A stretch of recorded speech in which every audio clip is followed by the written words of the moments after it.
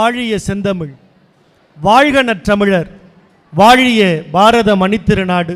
இதந்தரு மனையின் நீங்கி இடர்மிகு சிறைப்பட்டாலும், பதம் தரு இரண்டும் மாறி பழி மிகுந்த அழிவுற்றாலும், விதந்தரு கோடி இன்னல் விளைந்தனை அழித்திட்டாலும், சுதந்திர தேவி நினை தொழுதிடல் மறக்கிலேனே என்கிற மகாகவி பாரதியின் வரிகளால் சுதந்திர தேவியை வாழ்த்தி வணங்கி தொடங்குகிறேன்.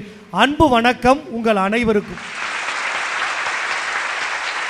பொருள் சிறந்த திருக்குறளில் பூரித்து சிறந்தவளே, பொருள் சிறந்த திருக்குறளில் பூரித்து சிறந்தவளே, இருள் சிவந்து விடியல் வர ஏங்கி தவிப்பவளே, மறு சுமந்து பூக்காமல் மஞ்சம் ஒன்றும் பார்க்காமல், கரு சுமந்து சோறாமல் கன்னி நிலை மாறாமல், இடுப்பு வலிக்காமல் எழில் மேனி சலிக்காமல், மாங்காய் கடிக்காமல் மறுத்து வச்சு பிடிக்காமல், தாங்கும் நமக்கெல்லாம் தாயாகி வந்த அன்னை தமிழை வாழ்த்துகிறேன், வணங்குகிறேன்.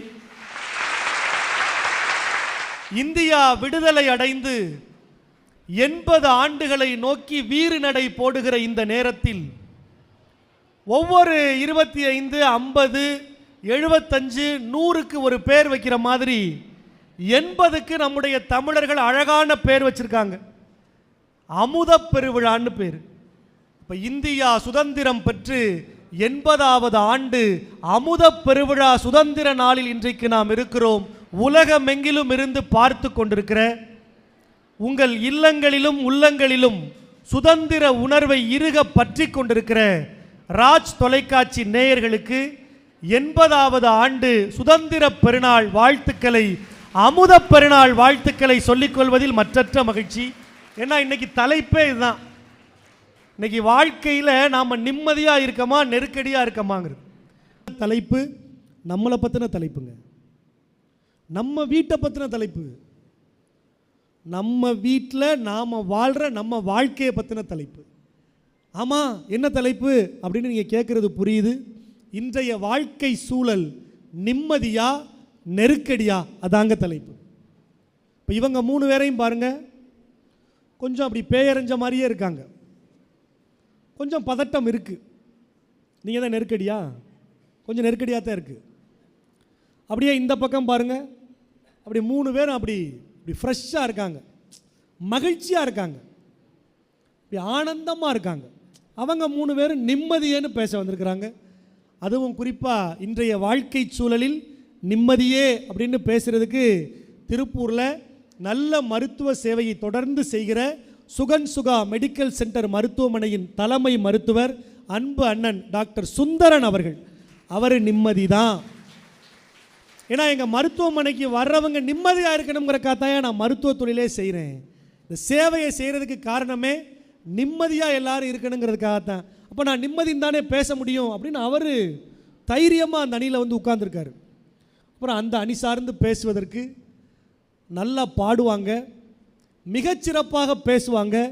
தமிழ்நாட்டின் தலை சிறந்த நடுவர்களோடு தொடர்ந்து பயணித்து கொண்டிருக்கிற இசை அரசி பேராசிரியர் அன்பு அக்கா மதுரையை சார்ந்த இந்திரா விஜயலட்சுமி அவர்கள். அவங்களுக்கு வாழ்க்கையில் எல்லாம் நல்லதாக அமைஞ்சிருக்கு, நிம்மதியாக இருக்குது, அதனால் அவங்க நிம்மதின்னு பேசுகிறாங்க. அந்த அணிக்கு கூடுதல் பலம் சேர்க்க சின்ன திரையிலையும் பார்த்துருக்கலாம், வண்ண திரையிலையும் பார்த்துருக்கலாம். எந்த திரையில் வந்தாலும் நல்ல தமிழால் இன்றைக்கு நம் என்ன திரையில் வரவாக வர இருக்கிற அன்பு அக்கா திரைப்பட நடிகை அனிதா சம்பத் அவர்கள். அவங்க நிம்மதி தான், இன்றைய வாழ்க்கை சூழல் நிம்மதி தான், வாங்க மோதி பார்த்துருவோம் அப்படின்னு தைரியமாக அவங்க அணியோட மேடையில் அமர்ந்திருக்கிறாங்க. இந்த அணி பாருங்கள், இப்போயே நெருக்கடி ஆரம்பிச்சிருச்சு. அறிமுகப்படுத்தின உடனே பீதி ஆயிட்டாங்க. இந்த அணி சார்ந்து பேசுகிறதுக்கு திருவண்ணாமலையிலிருந்து வந்திருக்கிற ஆற்றல் மிகுந்த பேச்சாளர், நல்ல பேராசிரியர், நல்ல சிந்தனையாளர், போற்றுதலுக்குரிய நண்பர் அஜ்மல் முத்தமிழன் அவர்கள். அவர் நெருக்கடியேன்னு பேச வந்திருக்கார். அவர் காஸ்டியூமே நமக்கு கொஞ்சம் நெருடலை தருது. நெருக்கடின்னு பேசுகிறதுக்காகவே இந்த காஸ்டியூம் போட்டு வந்திருக்காரு. அப்புறம் அந்த அணி சார்ந்து பேசுகிறதுக்கு விரைவில் IAS தேர்வு எழுதி மாவட்ட ஆட்சியராக பணியில் சேர இருக்கிற, ஏன்னா அவங்க அறம் படத்தில் வர்ற கலெக்டர் மாதிரியே இருக்காங்க. அப்புறம் வந்த உடனே அவங்க நிம்மதியாக இருக்கணுங்கிறதுக்காக அக்கா எடை குறைஞ்ச மாதிரி இருக்கியா அப்படின்னு ஐஸ் வேற வச்சிட்டோம். ஆனாலும் அவங்க என்ன சொல்கிறாங்க, நெருக்கடி தான் தம்பி, நெருக்கடி தான் அப்படின்னு. உங்கள் திருப்பூர் மண்ணை சார்ந்த அன்புக்கும் பாசத்திற்கும் உரிய ஆற்றல் மிகுந்த பேச்சாளர், நல்ல சிந்தனையாளர், ஆசிரியர் அக்கா மனோரஞ்சித மலர் அவர்கள், அவங்க தரமான செய்திகளை மேடையில் பேசுவாங்க. நெருக்கடி தான் அப்படின்னு இன்னைக்கு பேச வந்திருக்கிறாங்க. அடுத்து உட்கார்ந்துருக்கிறவருக்கு அறிமுகம் தேவையில்லை. ஏன்னா அந்த அணியில் செய்தி வாசிப்பாளர் அக்கா இருக்கிறாங்க, அவங்க செய்தி வாசிப்பாங்க. இவர் அந்த செய்தியில் வருவார். இதை முடிச்சுட்டு கூட அடுத்து கமிஷனர் ஆஃபீஸ்க்கு தான் போகிறாரு. இல்லை, அவர் எக்ஸ்போ நடத்துகிறாரு, அதுக்கு அனுமதி வாங்குறதுக்காக. எல்லாத்தையும் தப்பாகவே புரிஞ்சுக்கிற கூடாது. சின்னத்திரை தொலைக்காட்சியில் தோன்றி ரொம்ப சோர்வா, நெருக்கடியா, பதட்டமா இருக்கிற மனிதர்களை தன் நகைச்சுவையால் சிரிக்க வைக்கிற சிரிப்பு மருத்துவர் அன்பு அண்ணன் நாஞ்சில் விஜயன் அவர்கள். அவர் வாழ்க்கையில் பல நெருக்கடியை பார்த்திருக்கார், பல நெருக்கடி. மருத்துவ பணி ஆற்றுகிற ஒரு மருத்துவர். அவர் பேசும்போது ரொம்ப அழகாக ஒரு விஷயம் சொன்னாருங்க. முன்னாடிலாம் தலையில் அடிபட்டுருச்சுன்னா அவ்வளவுதான், அவனை காப்பாற்ற முடியாதியா, விட்டுருங்க அப்படின்னு சொன்ன மக்கள் இன்றைக்கு எவ்வளவு கிரிட்டிக்கலாக இருந்தால் கூட இந்த ஆஸ்பத்திரிக்கு போனால் காப்பாற்றிடலாம்யா, ஒருட்டு கொண்டு போயிருங்கன்னு சொல்லி கொண்டு போய் உயிரை காப்பாற்றி கொண்டு வருகிற அளவுக்கு மருத்துவம் உயர்ந்திருக்குன்னா வாழ்க்கையில் நிம்மதி இல்லையாங்க. அதை தாண்டி ஒரு விஷயம் சொன்னாருங்க. முன்னாடியெல்லாம் நாம் எங்கே போகணும், எப்படி போகணும்னு தேடி போய் சேர்றதுக்குள்ளே பிரச்சனை ஆயிரும். இப்போ ஒரு பட்டனை அமுக்கணும்னா நம்ம விரும்புகிற வண்டி நம்ம வீட்டு வாசலில் வந்து நிற்கிது.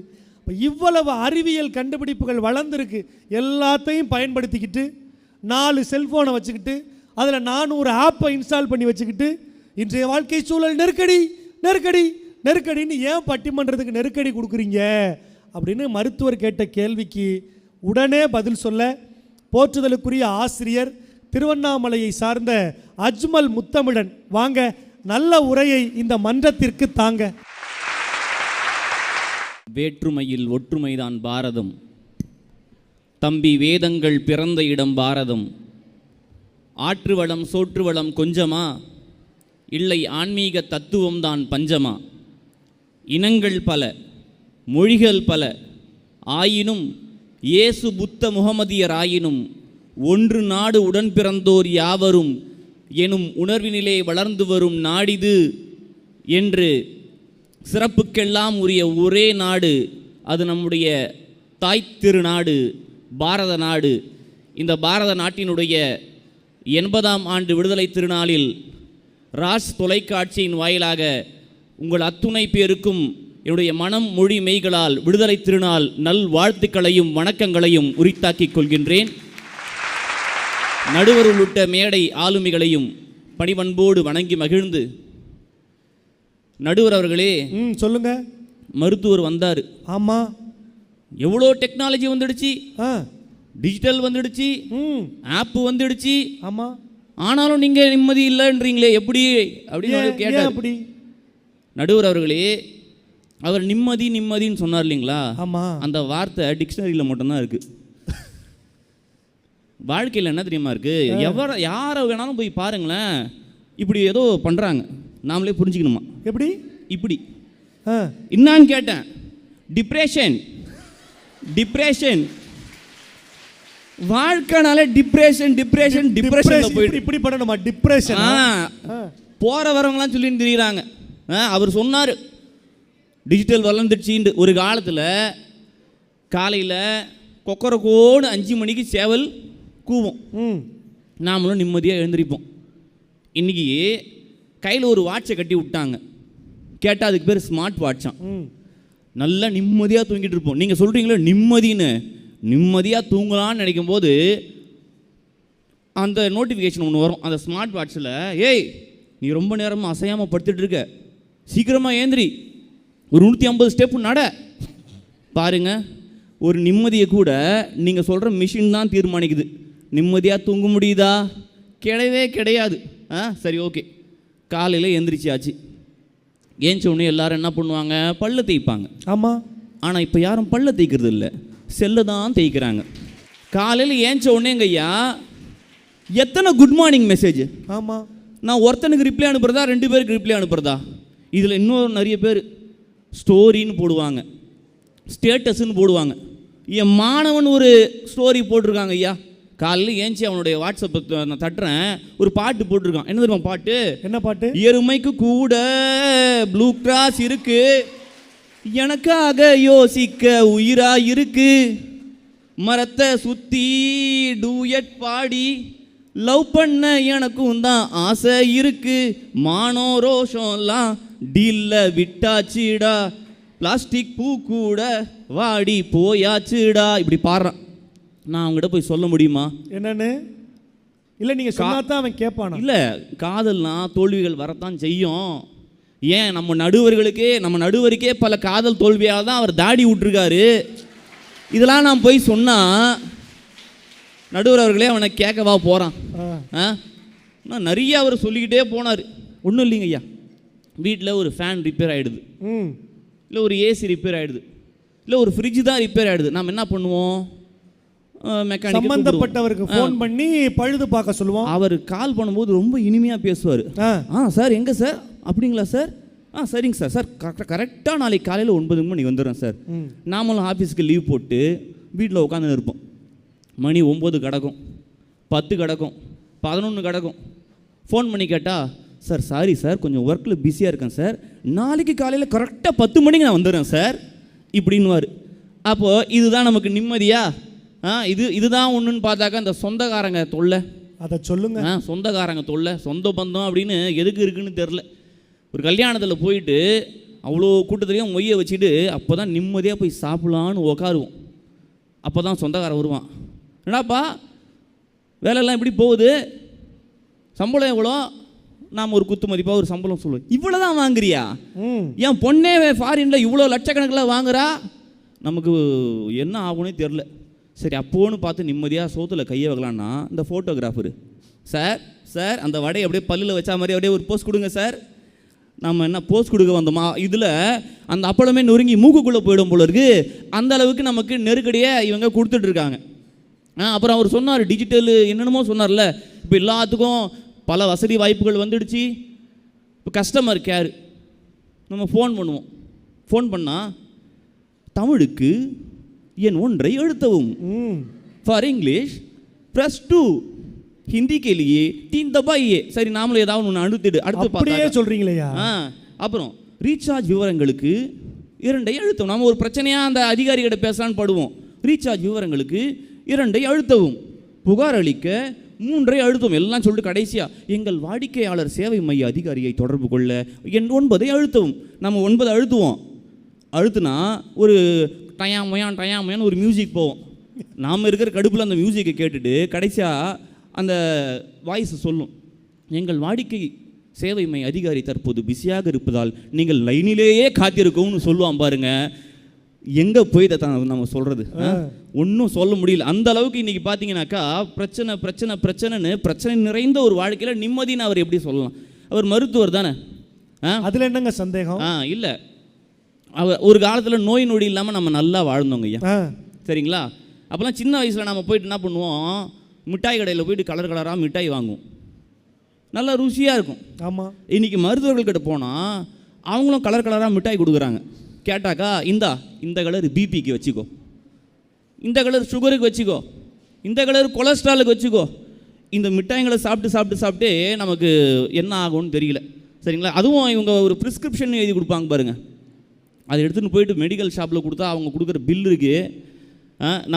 நம்ம வாழ்க்கையை நடத்துகிறதா இல்லை மருந்து சாப்பிடாமலே எப்படி போய் சேரதான்னு தெரியாது. அந்த அளவுக்கு நமக்கு நெருக்கடி நிறைஞ்சிருக்கும். ஒன்றும் இல்லை, மருத்துவர் தெரியாதனமாக பேனா புதுசாக வாங்கி கிறுக்கிட்டார். அதை நர்ஸ் என்ன பண்ணுறாங்க, மெடிக்கல் ஷாப்புக்கு பாஸ் பண்ணி அவங்க ஒரு 300 ரூபாய்க்கு பில் போடுறாங்க. எங்கே என் ப்ரெஸ்கிரிப்ஷன் ப்ராடா? நான் வெறும் பேப்பர் கிறுக்குன கையெழுத்துக்கு இவங்க மாத்திரை கொடுக்குறாங்க அப்படின்ற அளவுக்கு இன்றைக்கி பார்த்தீங்கன்னா எங்கே பார்த்தாலும் வாழ்க்கையில் பிரச்சனை அப்படின்னு சொல்லிட்டு சரி எங்கே தாண்டா இருக்கு உங்கள் நிம்மதின்னு சொல்லிட்டு கேட்டால், எங்கே நிம்மதி, எங்கே நிம்மதி, எங்கே நிம்மதி, எங்கே நிம்மதி, அங்கே எனக்கோர் இடம் வேண்டும், அங்கே எனக்கோர் இடம் வேண்டும். அங்கே ஒரு இடம் அப்படின்னு நான் கேட்கும்போது அவர் சொன்னார், ஒன்றும் இல்லை சார், போய் தியானம் செய்யுங்க, ஆஹா, மெடிடேஷன் பண்ணுங்க. ஏன்னா எங்களுடைய மண் ஆன்மீக மண், திருவண்ணாமலை மண். எத்தனையோ ஃபாரினர்ஸ்லாம் வராங்க, டிவோட்டிஸாக வராங்க. எதுக்கு வரீங்கன்னு கேட்டால், நோ பீஸ் ஆஃப் மைண்ட். எல்லாரும் சொல்கிற ஒரே வார்த்தை நோ பீஸ் ஆஃப் மைண்ட். சரி சொல்கிறாங்களேன்னு சொல்லிட்டு நாமளும் போய் அமைதியாக உட்காந்து கண்ணை மூடுவோம். அப்போ தான், அட கேஸ் சிலிண்டருக்கு பதிவு பண்ணிட்டோமா, கரண்ட்டு பில்லு கட்டிட்டோமா, ஐயோ நம்ம கடங்காரன் வருவானே, இப்படி இதெல்லாம் தியானத்தில் அதுக்கு பேர் தியானம். இப்படியெல்லாம் இருக்கும்போது நீங்கள் நிம்மதி நிம்மதி நிம்மதி நிம்மதின்னு பேசுனீங்கன்னா நிச்சயமாக நிம்மதி கிடையாது. எனவே இந்த மனித வாழ்க்கை சூழலே நிம்மதி என்ற ஒரு எழுத்தை தொலைத்து கொண்டு நெருக்கடியில் தான் நாம் அனைவரும் வாழ்ந்து கொண்டிருக்கிறோம் என்பதுதான் நிதர்சனமான உண்மை. அதையே நீங்கள் தீர்ப்பாய் கொடுப்பீர்கள் என்ற நம்பிக்கையோடு இடம் தாருகிறேன். வாய்ப்புக்கு நன்றி, வணக்கம். ஏன்னா செல்ஃபோன் வந்துருச்சு, செல்ஃபோனில் இவ்வளவு ஆப் இருக்குது, அது நம்ம வாழ்க்கையை இவ்வளவு தூரம் எளிமையாக்கியிருக்கு அப்படின்னு மருத்துவர் பேசிட்டு போகிறாரு. அடுத்து இங்கே வராரு, செல்ஃபோனில் எனக்கு ஒரு பிரச்சனையா, அதை வாடிக்கையாளர் மைய அதிகாரிகிட்ட பேசுகிறதுக்கு முன்னாடியே எனக்கு நிம்மதியெல்லாம் தொலைஞ்சு போயிடுது. அதுலேயும் அப்படியே பேசினார், தோ தபா கேலி, அப்படி தானே? அப்போ எத்தனை முறை அவர் பேசியிருப்பார் பாருங்க. எங்கள் வாழ்க்கையே நெருக்கடியாக தாங்க இருக்குது, இதில் நிம்மதி எங்கேன்னு தேடுற நிலைமையில் நாங்கள் இருக்கோம்னு பேசின அஜ்மலுக்கு ஒரு அரங்கு நிறைந்த பாராட்டு சொல்லி, உடனே அதற்கு மறுப்பு சொல்ல மாறும் என்று சொல்லி, இந்த வாழ்க்கை சூழல் நெருக்கடி இல்லை, அது நிம்மதிதான் என்கிற நல்ல தீர்வை இந்த மன்றத்தில் சொல்லி, இதுகாரும் கேட்டு ரசித்த உங்கள் அத்தனை பேருக்கும் நன்றி சொல்லி வணக்கம் சொல்லி விடைபெறுகிறோம். நன்றி, வணக்கம்.